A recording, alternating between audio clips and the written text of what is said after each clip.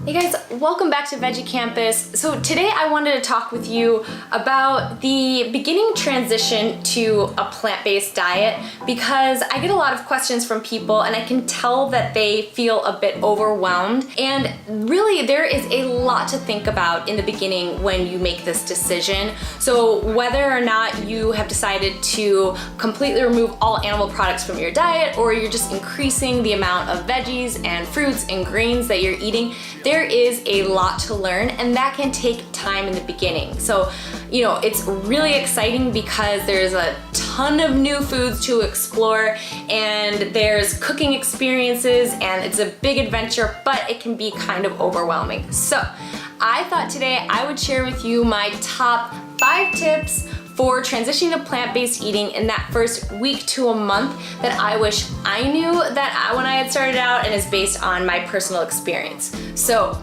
here we go. Tip number 1 is set yourself up for success. Although you may want it to happen overnight, changing the way you eat is just like learning anything new, and it takes time. And allow yourself that time.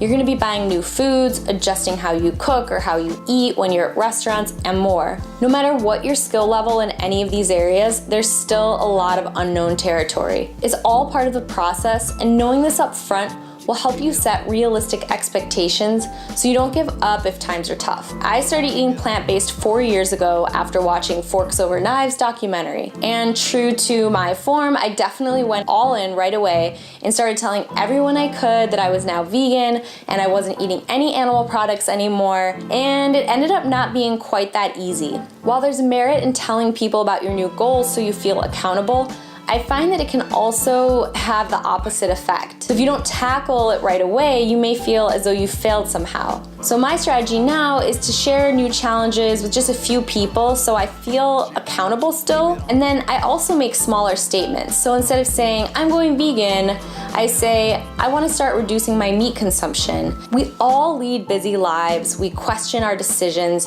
You should leave space for this so you don't judge yourself or get too frustrated.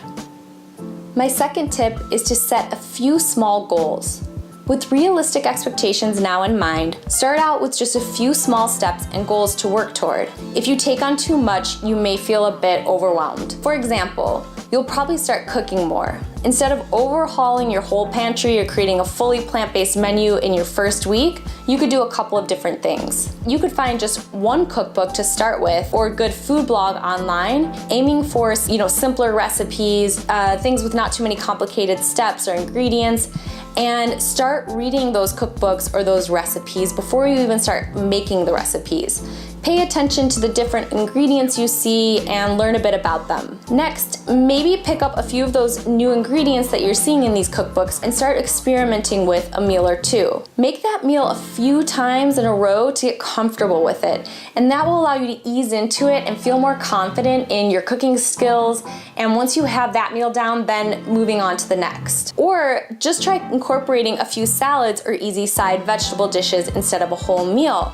Legumes are something people don't often eat much before they start eating plant-based. So maybe you start adding beans to your salad or other vegetables you haven't eaten before.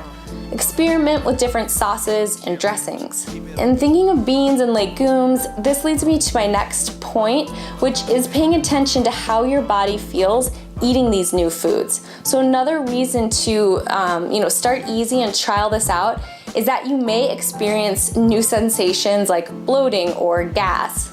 And with everybody telling you how amazing plant-based is for your body, you may not have thought about this part, but your body, especially the bacteria in your gut and the different ways that your body functions, needs a time to adjust to this new change and the new food you're eating just as much as your outside life needs to.